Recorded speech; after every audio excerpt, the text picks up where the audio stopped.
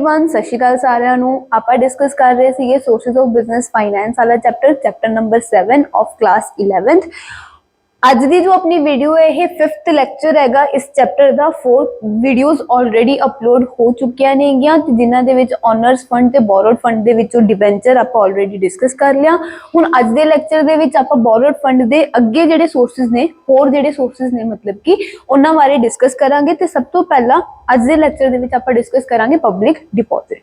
ਤੇ ਦੇਖੋ public deposit ਵੀ ਬੋਰੋਡ fund ਦੀ category ਦੇ ਵਿੱਚ ਆਂਦਾ। ਇਹਦੇ ਵਿੱਚ ਵੀ ਆਪਾਂ ਲੋਕਾਂ ਤੋਂ ਪੈਸਾ ਕੀ ਕਰ ਰਹੇ ਹਾਂ, ਬੋਰੋ ਕਰ ਦੇਂਗੇ। ਕਿਵੇਂ ਬੋਰੋ ਕਰ ਦੇਂਗੇ? ਜਿਵੇਂ ਕਿ ਦੇਖੋ ਡਿਬੈਂਚਰਸ ਦੇ ਵਿੱਚ ਤਾਂ ਆਪਾਂ ਡਿਬੈਂਚਰਸ ਇਸ਼ੂ ਕਰਕੇ ਲੋਕਾਂ ਤੋਂ ਪੈਸਾ ਲਿੱਤਾ ਸੀਗਾ। ਇਹਦੇ ਵਿੱਚ ਆਪਾਂ ਲੋਕਾਂ ਤੋਂ ਪੈਸਾ ਕਿਵੇਂ ਲੈ ਰਹੇ? ਪਬਲਿਕ ਡਿਪੋਜ਼ਿਟਸ सिमिलर होंगे हैगे जिवें कि बैंक डिपॉजिट्स होंगे हैगे। हुण देखो तुहाडे कोले कुछ पैसे बचे होए हैगे, तुसीं की करदे हो बैंक दे विच उन्हां पैसे नूं जमा करा के आने होगे। उवें पब्लिक डिपॉजिट्स हैगे। पब्लिक डिपॉजिट्स दे विच कंपनीज की करदियां हैगियां, कंपनीज पब्लिक नूं ऑफर दे दिंदियां हैगियां कि तुसीं बैंक दी बजाय साडे कोले आके पैसे डिपॉजिट करा दो। जिवें बैंक तुहानूं ब्याज दिंदा हैगा उन्हां पैसिਆਂ ते असीं भी तुहानूं ब्याज देवांगे, नाले बैंक नालों ज़्यादा रेट ब्याज देवांगे। इह हुंदे हैगे public deposits. It refers to the deposits that are raised by the business organization directly from the public। ਜਿਹੜੇ ਕਿ डायरेक्टली ਆਪਾਂ पब्लिc ਤੋਂ डिपॉजिट्स रेज ਕਰਦੇ ਹੈਗੇ ਉਹਨਾਂ ਨੂੰ ਹੀ पब्लिक डिपॉजिट्स ਦਾ ਨਾਮ ਦਿੱਤਾ ਗਿਆ ਹੈ। ਜਿਵੇਂ ਕਿ ਸਿਮਿਲਰਲੀ ਸਮਝ ਆ ਗਈ ਨਾ, ਜਗ੍ਹਾ ਕਿਵੇਂ ਹੁੰਦੇ ਹੈਗੇ? ਬੈਂਕ ਡਿਪੋਜ਼ਿਟਸ ਦੀ ਤਰ੍ਹਾਂ ਹੀ ਹੁੰਦੇ ਹੈਗੇ। ਜਿਵੇਂ ਆਪਾਂ ਪੈਸਾ ਬੈਂਕ ਦੇ ਵਿੱਚ ਸੇਵ ਕਰਕੇ ਰੱਖਦੇ ਹੈਗੇ, ਉਵੇਂ ਪਬਲਿਕ ਡਿਪੋਜ਼ਿਟਸ ਦੇ ਵਿੱਚ ਕੰਪਨੀਆਂ ਪਬਲਿਕ ਨੂੰ ਕਹਿ ਦਿੰਦੀਆਂ ਕਿ ਬੈਂਕ ਦੀ ਬਜਾਏ ਸਾਡੇ ਕੋਲੇ ਪੈਸੇ ਆਪਦੇ ਸੇਵ ਕਰ ਲਓ, ਅਸੀਂ ਵੀ ਤੁਹਾਨੂੰ ਵਿਆਜ ਪੇ ਕਰ ਦਾਂਗੇ। मीनिंग समझ आ गया पब्लिक डिपॉजिट्स का। तो यह भी एक तरह नाल की हैगी अपनी सिर ते उत्ते लाइबिलिटी हैगी कि जो भी आप पब्लिक तो पैसा फड़ांगे, डिपॉजिट्स लवांगे, वो भी आप उन्हां नूं एक सर्टेन पीरियड दे विच मोड़ने होणगे। हुण नैक्सट आ जांदा है कि अपने कोले फीचर्स ऑफ पब्लिक डिपॉजिट की फीचर्स हुंदे हैगे। सब तो पहला फीचर है अनसिक्योर्ड। अनसिक्योर्ड का मतलब है कि पब्लिक डिपॉजिट्स रेज करन वास्ते तुहानूं कोई भी सिक्योरिटी, आपदा कोई भी एसेट एज अ सिक्योरिटी रखण दी लोड़ नहीं हुंदीगी। विदाउट एनी सिक्योरिटी तुसीं पब्लिक तो डिपॉजिट्स रेज कर सकते हो। Companies mortgage no assets against the deposits raised from general public। Next point is finance of working capital. हुण देखो वर्किंग कैपिटल का मतलब की हुंदा हैगा? वर्किंग कैपिटल आप उस पैसे नूं नाम दिन्ने हैगे जेड़ा पैसा आपां नूं चाहीदा हुंदा अपनी डे टू डे एक्टिविटीज नूं परफॉर्म करन दी। जो भी मेरी डेली दी एक्टिविटीज हुंदियां हैं, सच एज मैं सैलरी पे करनी हुंदी है, मैं बिजली दा बिल भरना हुंदा, मैं रेंट भरना हैगा, मैं होर ऑफिस दे एक्सपेंसिस बीयर करने हैगे, मैं आपदे करंट लाइबिलिटीज, मैं रॉ मटीरियल परचेज करना है, करंट लाइबिलिटीज पे ऑफ करनी है। इन्हां सारियां चीज़ां नूं पे ऑफ करन लई, इन्हां सारे खर्चिਆਂ नूं बीयर करन लई जिन्ना पैसे दी मैनूं रिक्वायरमेंट हुंदी हैगी उस पैसे नूं आपां नाम दिंदे हैगे वर्किंग कैपिटल का। ਜਦੋਂ ਤੁਸੀਂ ਬਿਜ਼ਨਸ ਦੇ ਵਿੱਚ ਫਿਕਸ ਐਸੈਟਸ ਤੇ ਖਰਚਾ ਕਰਦੇ ਹੋ, ਫਿਕਸ ਐਸੈਟਸ ਖਰੀਦਣ ਵਾਸਤੇ ਜੋ ਆਪਾਂ ਨੂੰ ਪੈਸਾ ਚਾਹੀਦਾ ਹੁੰਦਾ ਉਹਨੂੰ ਆਪਾਂ ਫਿਕਸ ਕੈਪੀਟਲ ਰਿਕੁਆਇਰਮੈਂਟ ਕਹਿੰਦੇ ਜਾਂ ਫਿਰ ਲੌਂਗ ਟਰਮ ਫੰਡਸ ਕਹਿੰਦੇ ਹੈਗੇ। ਸ਼ਾਰਟ ਟਰਮ ਲਈ ਜੋ ਆਪਾਂ ਨੂੰ ਪੈਸਾ ਚਾਹੀਦਾ ਹੁੰਦਾ ਹੈਗਾ ਛੋਟੀਆਂ ਆਪਣੀਆਂ ਡੇਲੀ ਦੀਆਂ ਐਕਟੀਵਿਟੀਜ਼ ਨੂੰ ਪਰਫਾਰਮ ਕਰਨ ਲਈ, ਉਹ ਹੁੰਦਾ ਵਰਕਿੰਗ ਕੈਪੀਟਲ। ਤਾਂ ਜਿਹੜਾ ਪਬਲਿਕ ਡਿਪੋਜ਼ਿਟਸ ਹੈ ਇਹ ਬੇਸਿਕਲੀ ਸ਼ਾਰਟ ਟਰਮ ਤੇ ਮੀਡੀਅਮ ਟਰਮ ਨੀਡ ਆਪਣੀ ਪੂਰੀ ਕਰਦਾ ਹੈਗਾ ਫਾਈਨੈਂਸ ਦੀ। ਆਏ ਨਹੀਂ ਹੈਗਾ ਕਿ ਤੁਸੀਂ ਪਬਲਿਕ ਤੋਂ ਡਿਪੋਜ਼ਿਟਸ ਲੈ ਰਹੇ ਹੋ ਤਾਂ ਉਹ ਬਹੁਤ ਲੰਬੇ ਟਾਈਮ ਤੱਕ ਤੁਸੀਂ ਉਹ ਪੈਸਾ ਜਮ੍ਹਾਂ ਕਰਕੇ ਰੱਖੋਗੇ, ਨਹੀਂ। ਉਹ ਥੋੜਾ टाइम लिमिटेड टाइम पीरियड ले ही पब्लिक डिपॉजिट्स तो आप पैसा यूज कर सकते हैं, ज्यादा टाइम ले नहीं कर सकते। सो दैट यह अपनी शॉर्ट टर्म ते मीडियम टर्म नीड्स नूं पूरा कर दिंदा है। तां ही करके इन्होंने की कहेगा कि यह जो पब्लिक डिपॉजिट्स है ये अपनी जो वर्किंग कैपिटल दी रिक्वायरमेंट्स हुंदियां हैं उन्हां नूं पूरा कर दिंदा है। The amount raised from public deposits is generally used by the company for meeting the requirement of working capital, though they are the primary source of short-term finance, but by renewing these can be used for medium term also। medium term short term ਲਈ ਹੁੰਦਾ ਹੈਗਾ, but renew ਕਰਕੇ ਤੁਸੀਂ medium term ਲਈ ਵੀ use ਕਰ ਸਕਦੇ ਹੋ। ਤਾਂ ਹੀ ਕਰਕੇ ਇਹਨੂੰ ਕੀ ਕਹੇਗਾ? finance for working capital। ਕਿਉਂਕਿ working capital ਕੀ ਹੁੰਦੀ ਹੈਗੀ? short term ਚ ਜਿੰਨਾ ਆਪਾਂ ਨੂੰ ਪੈਸਾ ਚਾਹੀਦਾ ਹੁੰਦਾ ਉਹਨੂੰ working capital ਕਿਹਾ ਜਾਂਦਾ। ਫਿਰ ਆ ਜਾਂਦਾ ਹੈਗਾ time period। इन्हां दा टाइम पीरियड जिहड़ा हुंदा हैगा 6 मंथ्स तो लैके 3 ईयर्स हुंदा है, यानी कि 6 महीनों तो लैके 3 सालों के विच आपां इन्हां दे पैसे मोड़ने हुंदे हैगे। सिंपल प्रोसीजर टू रेज, जे तुसीं शेयर्स इशू करके या डिबेंचर्स इशू करके पैसे रेज कर दोगे तो उहदा काफ़ी लंबा चौड़ा प्रोसीजर हुंदा। तुहानूं आपदे शेयर्स डिबेंचर्स वगैरह रजिस्टर करवाने पैंदे, सारा प्रोसीजर फॉलो करना पैंदा है। लेकिन पब्लिक डिपॉजिट्स तो फंड रेज करने लई आपां नूं कोई भी कॉम्पलैक्स प्रोसीजर परफॉर्म करने की लोड़ नहीं हुंदी। जस्ट आपां पब्लिक नूं दसना हैगा, ऑफर देना है कि असीं भी डिपॉजिट्स एक्सैप्ट कर देंगे, तुसीं साडे कोल आके डिपॉजिट्स करवा सकते होगे आपदे पैसे। Public deposits are simple to raise. A company simply has to place an advertisement in the newspaper. Just newspapers advertisement देने की लोड़ है. Any member of the public can deposit money with the company by filling a prescribed form. जो भी prescribed form है उन्हें fill करके की कर सकते हैं, deposits आप करा सकते हैं. The company issues a deposit receipt in return. Company deposit receipt issue करूँगी return they which, and on the reverse of the receipt terms and conditions are printed. ते पिछली साइड पे की होगा receipt the terms and condition सारियां mention होंगे कि कदों कंपनी वापस कर दूगी, इंटरेस्ट रेट की होगा, ये सारा कुछ पीछे टर्म्स एंड कंडीशन मेंशन कितनी होंगे. रीपेमेंट हुण देखो रीपेमेंट दे विच की हैगा कि ਆਪਾਂ ऑब्वियस जी गल है पब्लिक डिपॉजिट्स जो पैसा लिता हैगा अपने ते लाइबिलिटी ते ਆਪਾਂ पैसे पे ऑफ करने ਹੁੰਦੇ ਕਿ 3 ਸਾਲਾਂ ਦੇ ਵਿੱਚ 3 ਸਾਲਾਂ ਤੱਕ ਇਹ ਆਪਾਂ ਨੂੰ ਡਿਪੋਜ਼ਿਟਸ ਫੰਡਸ ਪ੍ਰੋਵਾਈਡ ਕਰ ਦੇਗੇ. ਹੁਣ ਇੱਥੇ ਇਸ ਪੁਆਇੰਟ ਦੇ ਵਿੱਚ ਇਹਨਾਂ ਨੇ ਕੀ ਕਿਹਾ ਹੈਗਾ ਕਿ ਹਰ ਸਾਲ ਦੇ ਐਂਡ ਤੇ ਕੀ ਕਰਨਾ ਹੁੰਦਾ ਹੈਗਾ ਕਿ ਆਪਾਂ ਆਪਣੀ 10% ਪ੍ਰੋਫਿਟ ਨੂੰ ਸਾਈਡ ਤੇ ਕੱਢ ਕੇ ਰੱਖਣਾ ਹੁੰਦਾ ਹੈਗਾ ਤਾਂ ਕਿ ਜਦੋਂ ਵੀ ਇਹ ਟਾਈਮ ਪੀਰੀਅਡ ਪੂਰਾ ਹੋਵੇ ਉਦੋਂ ਪਬਲਿਕ ਡਿਪੋਜ਼ਿਟਸ ਤੋਂ ਜਿੰਨਾ ਵੀ ਪੈਸਾ ਆਪਾਂ ਲੋਕਾਂ ਤੋਂ ਲਿੱਤਾ ਹੈਗਾ ਉਹਨੂੰ ਮੋੜਨ 'ਚ ਆਪਾਂ ਨੂੰ ਕੋਈ ਵੀ ਦਿੱਕਤ ਨਾ ਆਵੇ. A company which has public deposits is required to set aside 10% of the deposit. ਜਿੰਨਾ ਵੀ ਡਿਪੋਜ਼ਿਟ ਦੀ ਅਮਾਉਂਟ ਹੈ ਉਹਦਾ 10% ਤੁਹਾਨੂੰ ਬਾਹਰ ਕੱਢ ਕੇ ਰੱਖਣਾ ਪਊਗਾ. ਡਿਪੋਜ਼ਿਟਸ ਮੈਚੁਰਿੰਗ ਬਾय ਦੀ ਐਂਡ ਆਫ ਦੀ ਈਅਰ ਖਤਮ ਹੋਣ ਤੋਂ ਬਾਅਦ the amount so set aside can be used for repaying public deposit. ਤੇ ਜਿਹੜਾ ਪੈਸਾ ਤੁਸੀਂ ਬਾਹਰ ਕੱਢ ਕੇ ਰੱਖ ਰਹੇ ਹੋਗੇ ਸਾਈਡ ਤੇ ਕੱਢ ਕੇ ਰੱਖ ਰਹੇ ਹੋਗੇ ਉਹ ਆਪਾਂ ਪਬਲਿਕ ਡਿਪੋਜ਼ਿਟਸ ਨੂੰ ਪੈਸੇ ਵਾਪਸ ਕਰਨ ਲਈ ਯੂਜ਼ ਕਰਾਂਗੇ. ਇਕਨੋਮਿਕਲ ਬਹੁਤ ਘੱਟ ਕਾਸਟ ਤੇ ਤੁਸੀਂ ਪਬਲਿਕ ਡਿਪੋਜ਼ਿਟਸ ਤੋਂ ਫੰਡ ਰੇਜ਼ ਕਰ ਸਕਦੇ ਹੋਗੇ. Debentures, shares, preference shares, equity shares, ਕੋਈ ਵੀ ਸਿਕਿਉਰਿਟੀ ਜੇ ਤੁਸੀਂ ਇਸ਼ੂ ਕਰਦੇ ਹੋਗੇ ਤਾਂ ਉਹਦੇ ਤੇ ਤੁਹਾਨੂੰ ਕੁਛ ਨਾ ਕੁਛ ਕਾਸਟ ਬੇਅਰ ਕਰਨੀ ਪੈਂਦੀ ਹੈ. ਫਲੋਟੇਸ਼ਨ ਕਾਸਟ ਵੀ ਬੇਅਰ ਕਰਨੀ ਪੈਂਦੀ ਹੈ. ਫਲੋਟੇਸ਼ਨ ਕਾਸਟ ਕਿਹੜੀ ਹੁੰਦੀ ਹੈਗੀ? ਫਲੋਟੇਸ਼ਨ ਕਾਸਟ ਉਸ ਖਰਚੇ ਨੂੰ ਕਿਹਾ ਗਿਆ ਹੈਗਾ ਜੋ ਕਿ ਸਿਕਿਉਰਿਟੀਜ਼ ਨੂੰ ਸੇਲ ਆਫ ਕਰਨ ਲਈ ਤੁਸੀਂ ਐਕਸਪੈਂਸ ਇਨਕਰ ਕਰਦੇ ਹੋ, ਉਹ ਖਰਚਾ ਹੁੰਦਾ ਫਲੋਟੇਸ਼ਨ ਕਾਸਟ. ਤਾਂ ਪਬਲਿਕ ਡਿਪੋਜ਼ਿਟਸ ਤੋਂ ਫੰਡ ਰੇਜ਼ ਕਰਨ ਲਈ ਆਪਾਂ ਨੂੰ ਫਲੋਟੇਸ਼ਨ ਕਾਸਟ ਬੇਅਰ ਨਹੀਂ ਕਰਨੀ ਪੈਂਦੀ. ਇਹ ਕੀ ਹੈਗਾ? ਇਕਨੋਮਿਕਲ ਸੋਰਸ ਹੈਗਾ. obtaining public deposits involves very less cost. companies don't need to spend on prospectus, underwriters commission. ਇਹੀ ਉਹੀ ਇਹ ਸਾਰਾ ਕੁਝ flotation cost ਦੇ ਅੰਡਰ ਹੀ ਕਵਰ ਆ ਜਾਂਦਾ ਹੈਗਾ. there are very few administrative costs involved in obtaining public deposits. the interest on public deposit paid is less than the interest paid on debentures. ਤੇ ਜਿਹੜਾ ਵੀ ਆਪਾਂ public deposits ਨੂੰ ਵਿਆਜ ਪੇ ਕਰ ਦਿਆਂਗੇ ਉਹ ਵਿਆਜ ਜੋ ਹੁੰਦਾ ਹੈਗਾ डिबेंचर्स ते इंटरेस्ट जिन्ना आप पे कर देंगे डिबेंचर्स ते लोन ते जिन्ना आप इंटरेस्ट पे कर देंगे हमेशा ओदे नालों घट हुंदा हैगा. इसी करके ये इकोनॉमिकल सोर्स है यानी कि चीपर सोर्स है बाकी सारे नालों. फीचर समझ आ गए की फीचर्स है अनसिक्योर्ड है finance for working capital requirement अपनी पूरी कर दे. टाइम पीरियड 6 to 3 ईयर्स ਦਾ ਹੁੰਦਾ ਹੈ. ਸਿੰਪਲ ਪ੍ਰੋਸੀਜਰ ਇਹਨਾਂ ਨੂੰ ਰੇਜ਼ ਕਰਨ ਦੇ ਵਾਸਤੇ ਰੀਪੇਮੈਂਟ ਲਈ ਆਪਾਂ ਨੂੰ 10% ਆਫ ਡਿਪੋਜ਼ਿਟਸ ਹਮੇਸ਼ਾ ਸੈਟ ਅਸਾਈਡ ਕਰਨਾ ਪੈਂਦਾ ਤਾਂ ਕਿ ਮੈਚੁਰਿੰਗ ਪੀਰੀਅਡ ਤੇ ਆਪਾਂ ਪੇ ਆਫ ਕਰ ਸਕੀਏ. ਇਕਨੋਮਿਕਲ ਸੋਰਸ ਹੈ, ਜ਼ਿਆਦਾ ਕਾਸਟ ਇਸ ਪਿੱਛੇ ਆਪਾਂ ਨੂੰ ਬੀਅਰ ਕਰਨ ਦੀ ਲੋੜ ਨਹੀਂ ਹੁੰਦੀ. ਹੁਣ ਐਡਵਾਂਟੇजेस ਕੀ ਨੇਗੀਆਂ ਪਬਲਿਕ ਡਿਪੋਜ਼ਿਟ ਦੀਆਂ? ਈਜ਼ੀ ਮੈਥਡ ਈਜ਼ੀ ਮੈਥਡ ਹੈਗਾ ਮੀਡੀਅਮ ਟਰਮ ਤੇ ਸ਼ਾਰਟ ਟਰਮ ਫਾਈਨੈਂਸ ਦੀਆਂ ਨੀਡਸ ਨੂੰ ਪੂਰਾ ਕਰਨ ਵਾਸਤੇ ਕਿਉਂਕਿ ਕੋਈ ਵੀ ਐਕਸਟਰਾ ਕਾਸਟ ਵਗੈਰਾ ਆਪਾਂ ਨੂੰ ਬੀਅਰ ਨਹੀਂ ਕਰਨੀ ਪੈਂਦੀ ਪਬਲਿਕ ਡਿਪੋਜ਼ਿਟ ਇਸ਼ੂ ਕਰਨ ਲੱਗੇ. It is the easiest method of raising medium term and short term finance by company. No special procedure is to be followed by the company.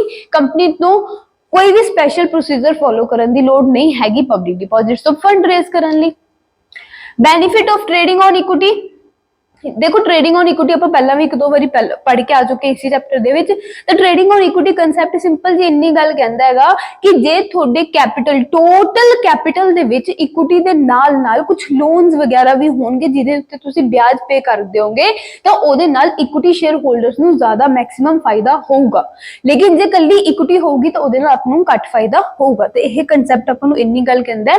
ਤਾਂ public ਡਿਪੋਜ਼ਿਟਸ ਜਦੋਂ ਆਪਾਂ ਇਸ਼ੂ ਕਰਾਂਗੇ ਤਾਂ ਉਹਨਾਂ ਤੇ ਜੋ ਵਿਆਜ ਪੇ ਕਰਾਂਗੇ ਉਹਦੇ ਨਾਲ ਆਪਾਂ ਨੂੰ ਇਕੁਇਟੀ ਦਾ ਫਾਇਦਾ ਵੀ ਮਿਲੂਗਾ ਯਾਨੀ ਕਿ ਇਕੁਇਟੀ ਦੇ ਵਿੱਚ ਟ੍ਰੇਡ ਕਰਨ ਦਾ ਆਪਾਂ ਨੂੰ ਫਾਇਦਾ ਹੋਊਗਾ. Companies get the benefit of trading on equity if the company is earning large amount of profit after paying a limited amount of interest. The remainder profit is distributed among the shareholders. कि जे तुसी पैसा जेड़ा हैगा सारा equity तो ना use करके बल्कि लोन्स वगैरह का पैसा भी यूज कर रहे होंगे तो इन्ना लोन्स वाले बंदियां नु लोन वाले बंदियां नु आप जस्ट प्रॉफिट तो एक फिक्स अमाउंट ही देनी हुंदी हैगी तो वो दे के जिन्ना भी पीछे प्रॉफिट बचूगा सारा दा सारा इक्विटी शेयर होल्डर्स नु मिल जूगा. दा लोन भी यूज करने चाहिए हैगे ताकि इक्विटी शेयर होल्डर दी इनकम जो है वो मैक्सिमम हो सके. बस यार जे ਤੁਹਾਨੂੰ ਔਖਾ ਲੱਗ ਰਿਹਾ ਨਾ ਟ੍ਰੇਡਿੰਗ ਔਨ ਇਕੁਇਟੀ +2 ਦੇ ਵਿੱਚ ਤਾਂ ਤੁਹਾਨੂੰ ਪ੍ਰੋਪਰ ਹੀ ਕਨਸੈਪਟ ਹੈ, ਆਪਾਂ ਚੰਗੀ ਤਰ੍ਹਾਂ ਪੜਾਂਗੇ। लेकिन जे ट्रेडिंग ऑन इक्विटी ਤੁਹਾਨੂੰ ਇੱਥੇ ਸਮਝਣਾ ਔਖਾ ਲੱਗ ਰਿਹਾਗਾ ਤਾਂ ਇੰਨੀ ਕੁ ਗੱਲ ਸਮਝ ਲਓ, ਟ੍ਰੇਡ ਜੇ ਤੁਸੀਂ ਲੋਨ ਇਨਕਲੂਡ ਕਰੋਗੇ ਤਾਂ ਇਕੁਇਟੀ ਸ਼ੇਅਰ ਹੋਲਡਰਸ ਨੂੰ ਫਾਇਦਾ ਹੋਊਗਾ। ठीक है, ਇੰਨੀ ਗੱਲ ਸਮਝ ਲਓ ਬਸ। ਨੈਕਸਟ ਹੈ no dilution of control of shareholders. जे ਤੁਸੀਂ ਲੋਨ ਲੈਣੇ ਹੋਗੇ चाहे डिबेंचर्स तो लो चाहे किसी मर्जी तो लो, तो ਉਹਦੇ ਨਾਲ ਜਿਹੜਾ ਬੰਦਾ ਵੀ ਆਪਾਂ ਨੂੰ ਪੈਸੇ ਦੇ ਰਿਹਾ ਹੈਗਾ ਉਹਦੇ ਕੋਲੇ ਆਪਣੀ ਕੰਪਨੀ ਦਾ ਕੰਟਰੋਲ ਨਹੀਂ ਜਾਊਗਾ। ਕੰਟਰੋਲ ਕਿਹਦੇ ਹੱਥ 'ਚ ਹੁੰਦਾ ਹੈਗਾ? ਸਿਰਫ ਸ਼ੇਅਰ ਹੋਲਡਰਸ ਦੇ ਹੱਥ ਦੇ ਵਿੱਚ ਹੁੰਦਾ ਹੈਗਾ। ਤਾਂ ਪਬਲਿਕ ਡਿਪੋਜ਼ਿਟਸ ਤੋਂ ਫੰਡ ਰੇਜ਼ ਕਰਕੇ ਆਪਣਾ ਜੋ ਕੰਟਰੋਲ ਹੈ ਉਹ ਕਿਤੇ ਵੀ ਨਹੀਂ ਖੋਊਗਾ, ਉਹ ਉਹਨੇ ਬੰਦਿਆਂ ਦੇ ਵਿੱਚ ਹੀ ਰਹੂਗਾ ਜਿੰਨੇ ਪਹਿਲਾਂ ਸੀਗਾ। People who make investment by way of public deposit have no participation in the management of the company, thus shareholders control over company remains intact. कोई कंट्रोल नहीं हुंदा उन्हां दे हत्थां दे विच, तां शेयर होल्डर्स दे हत्थ दे विच जिन्ना कंट्रोल है उन्ना ही रहूगा, वंडिया नहीं जाऊगा। नो नीड ऑफ मॉर्गेज, ये भी आपां पढ़िया हैगा, अनसिक्योर्ड नेचर दे हुंदे हैगे, इन्हां दे बदले आपां नूं कोई भी एसेट सिक्योरिटी दे तौर ते रखण दी लोड़ नहीं हुंदी। ये हैगे इहदे फायदे। बस चार ही फायदे सीगे। ईजी मैथड हैगा, कोई कॉम्पलैक्स प्रोसीजर नहीं फॉलो करना पैंदा। Benefit of trading on equity आपां नूं मिल जांदा है, कंट्रोल भी किते नहीं जांदा, मॉर्गेज रखण दी लोड़ नहीं हैगी। हुण आ जो limitations of public deposit, limitations की नेगे पब्लिक डिपॉजिट दियां? Fair weather friends, public deposits हमेशा फेयर वैदर फ्रेंड्स यानी कि चंगे मौसम के साथी होंगे। माड़े मौसम दे विच ये बंदे अपना साथ नहीं देंगे। हुण इहदा मतलब की है चंगे मौसम के साथी कि जे मान लो कि कंपनी जो है वो डिप्रैशन फेस कर रही है, डिप्रैशन का फेस चल रहा हैगा कंपनी दे विच, मंदे दा टाइम है, तो उस केस दे विच लोकी अपने कोले डिपॉजिट्स रखना पसंद नहीं करनगे। हमेशा डिपॉजिट्स कदों रखे जाएंगे?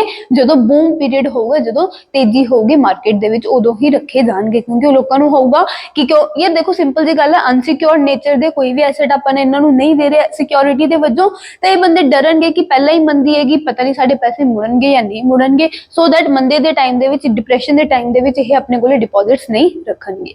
हमेशा कदों रखणगे? चंगे टाइम दे विच, तां ही इन्हां नूं कहा गया fair weather friends. A company can attract public deposits only when its financial position is sound. जदों कंपनी दी फाइनेंशियल पोजीशन साउंड है उदी ही पब्लिक डिपॉजिट्स तो फंड रेज किते जा सकदे हैं। At the time of depression investors prefer depositing their funds in banks to public deposit despite relatively low rate of interest. चाहे बैंक च आपां नूं डिपॉजिट कराउण ते घट रेट ऑफ इंटरेस्ट मिलदा हैगा पब्लिक डिपॉजिट्स नालों, तां भी डिप्रेशन दे टाइम ते लोकी बैंक च पैसा रखना ज्यादा सेफ समझते हैं पब्लिक डिपॉजिट्स नालों। सो क्लियर हो गया लिमिटेशन कि ये चंगे मौसम च आपां नूं साथ दिंदे हैं। अनसिक्योर्ड नेचर, वही अनसिक्योर्ड नेचर वाली गल आ गई कि पब्लिक डिपॉजिट्स जिहड़े अनसिक्योर्ड नेचर दे हुंदे हैगे, तां करके अगर कंपनी दिस पोजीशन जो है वावा खराब हो जाए तो उस केस दे विच इन्हां नूं कुछ भी नहीं मिलूगा। Public deposits are of unsecured nature, the depositors get nothing by way of mortgage. इन्हां नूं कुछ भी मॉर्गेज दे तौर ते नहीं दिता जांदा, ते जिहदे नाल इन्हां दा रिस्क बहुत ज्यादा वध जांदा है कि पैसा मुड़ूगा कि नहीं मुड़ूगा। जे तुसीं मॉर्गेज कोई एसेट रख रहे होगे तो उहदे नाल बंदे कोल सिक्योरिटी हैगी कि जे पैसा नहीं भी मुड़िया मैं एसेट बेच के आपदे पैसे पूरे कर सकदा हैगा, लेकिन जे सिक्योरिटी नहीं हैगी फिर उत्थे रिस्क भी ज्यादा है।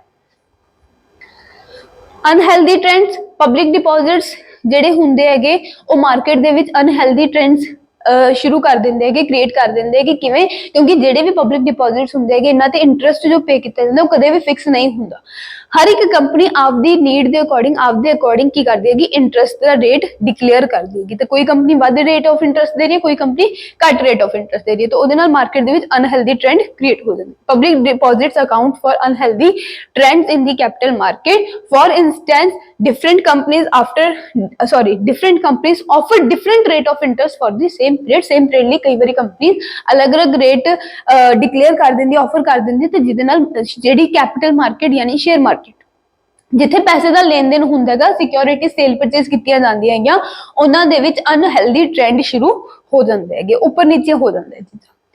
ते ए सीगियां दी लिमिटेशंस, अनहेल्दी ट्रेंड्स क्रिएट कर देंगे पब्लिक डिपॉजिट्स, अनसिक्योर्ड नेचर दे हुंदे हैगे, ते हमेशा फेयर वैदर फ्रेंड्स ही हुंदे है।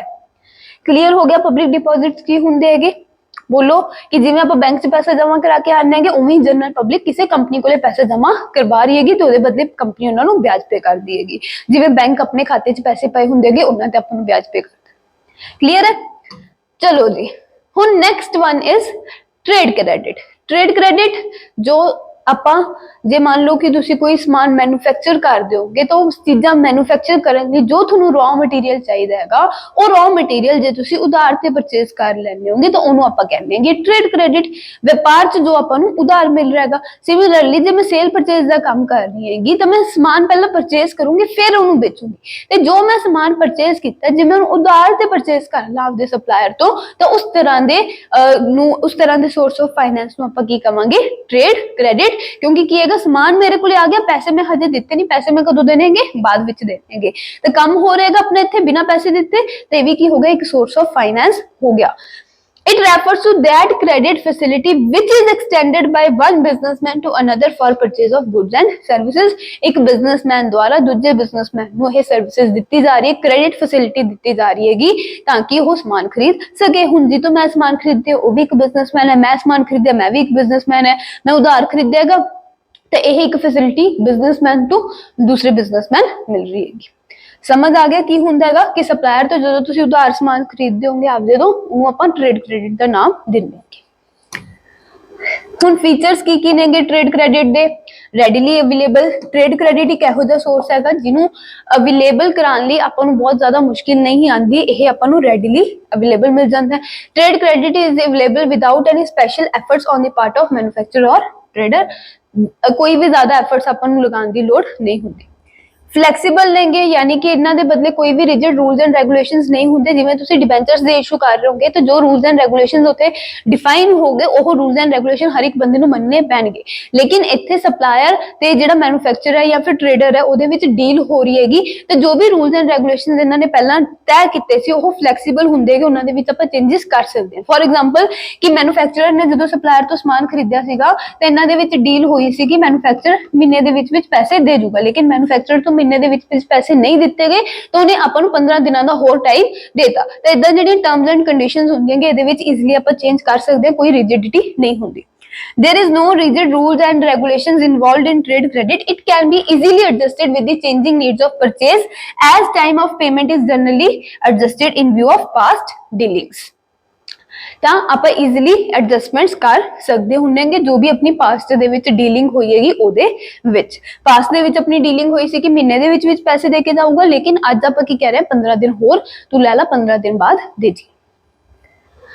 नो फ्लोटेशन कॉस्ट, ਉਹੀ फ्लोटेशन कॉस्ट सिक्योरिटीज ਨੂੰ ਇਸ਼ੂ ਕਰਨ ਤੇ ਜੋ ਖਰਚਾ ਹੁੰਦਾ ਉਹਨੂੰ फ्लोटेशन कॉस्ट ਦਾ ਨਾਮ ਦਿੱਤਾ ਹੈ। ਤਾਂ ट्रेड क्रेडिट ਅਵੇਲੇਬਲ ਕਰਵਾਉਣ ਲਈ ਆਪਾਂ ਨੂੰ फ्लोटेशन कॉस्ट ਬੀਅਰ ਕਰਨ ਦੀ ਲੋੜ ਨਹੀਂ ਹੁੰਦੀ।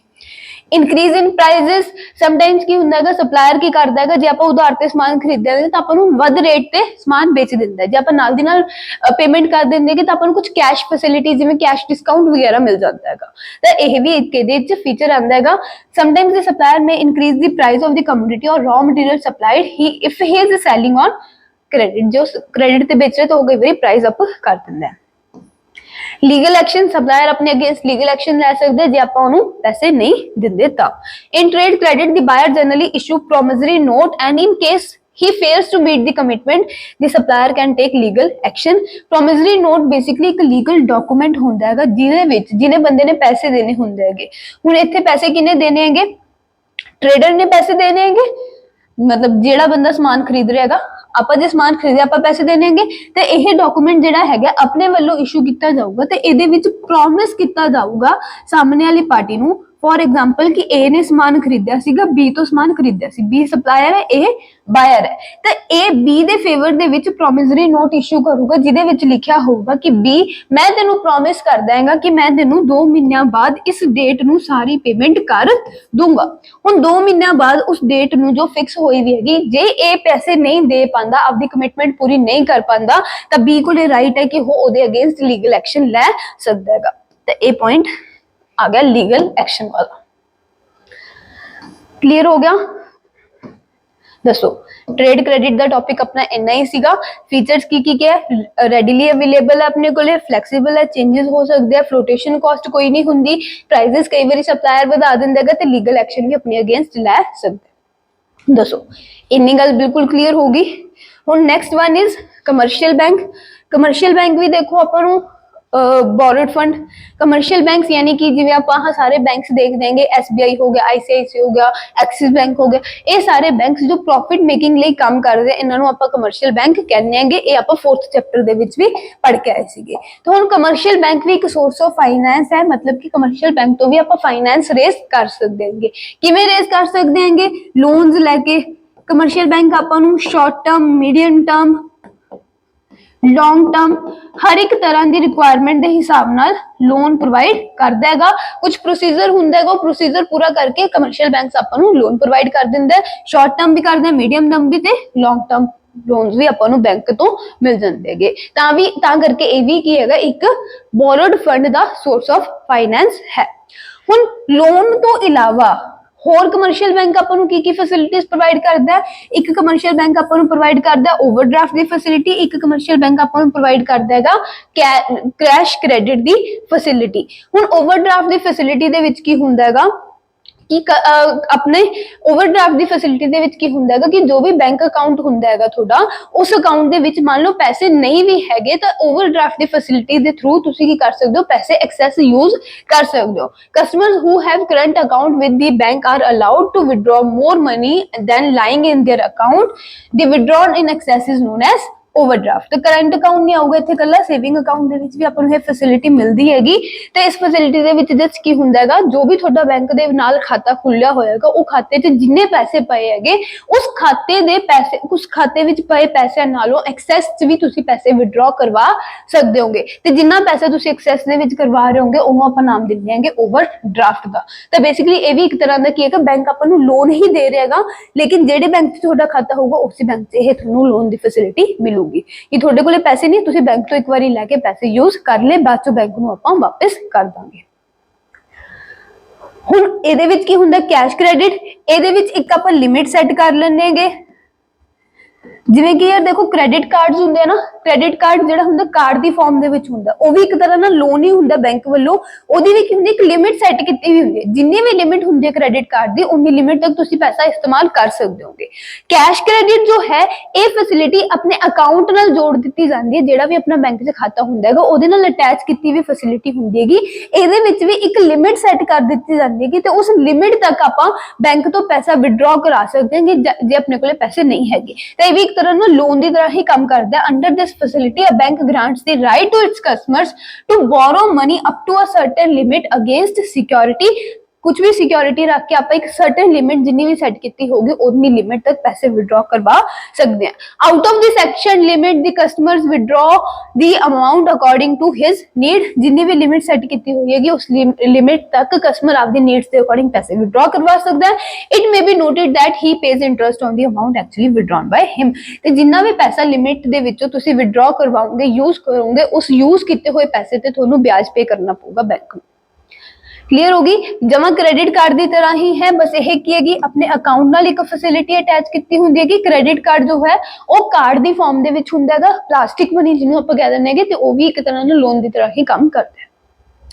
तो आह फैसिलिटीज आह पता चल गया कि भी कमर्शियल बैंक जो है आपां नूं हेल्प कर देगा बिजनेस दे विच सोर्स ऑफ बिजनेस दे विच आपां नूं फाइनेंस प्रोवाइड करन लई। ओवरड्राफ्ट फैसिलिटी दिंदा है, कैश क्रेडिट दी फैसिलिटी दिंदा है, लोन्स प्रोवाइड करदा है short term, medium term, long term. Plus एक होर अपनी बुक फैसिलिटी लिख दी है जिन्हों आपां कहने हैं डिस्काउंटिंग ऑफ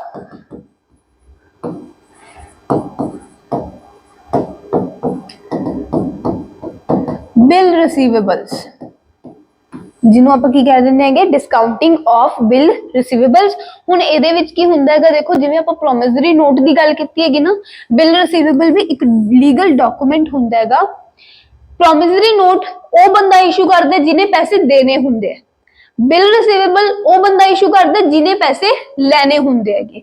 तां जिहड़े बंदे ने पैसे लेने हैं, फॉर एग्जांपल ए ने बी तो पैसे लेने, बी ने ए नूं पैसे लेने, बी ने ए नूं पैसे देने हैं, ठीक है। ए ने की किया, एक डॉक्यूमेंट इशू किया जिहदे विच बी नूं उहने ऑर्डर किया हैगा कि बई अगले महीने दी या फिर आए मान लो 2 महीने बाद 15 तरीक नूं, 2 महीने बाद जिहड़ी 15 तरीक आऊगी 15 तरीक नूं तू मैनू मेरे पैसे वापस कर दी।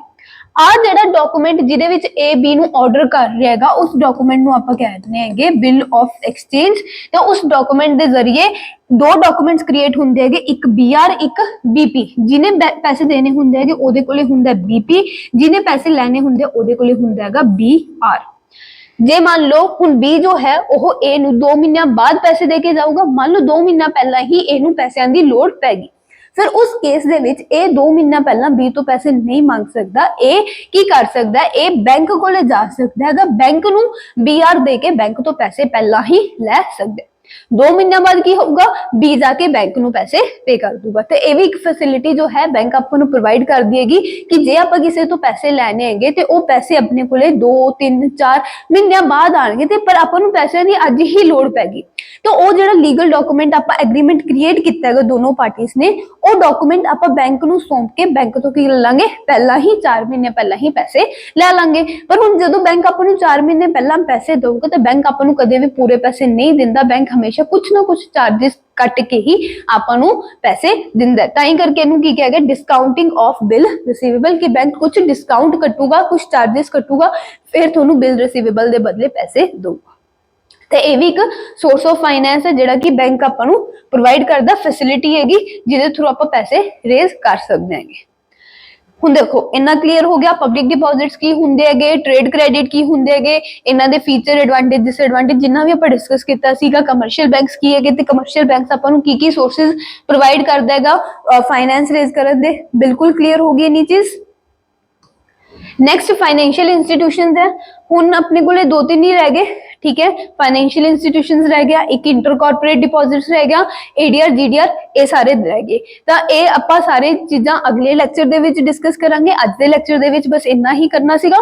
होप तुहानू सारा लैक्चर समझ आ गया होगा। कोई भी डाउट रहा, कोई भी क्वेरी रही, वो अपनी कमेंट सेक्शन दे विच ड्रॉप कर दियो या फिर डिस्क्रिप्शन दे विच मैंशन अकाउंट्स थ्रू तुसीं सानू कॉन्टैक्ट कर सकदे हो। मिलदे हैं next lecture they which. Have a good day.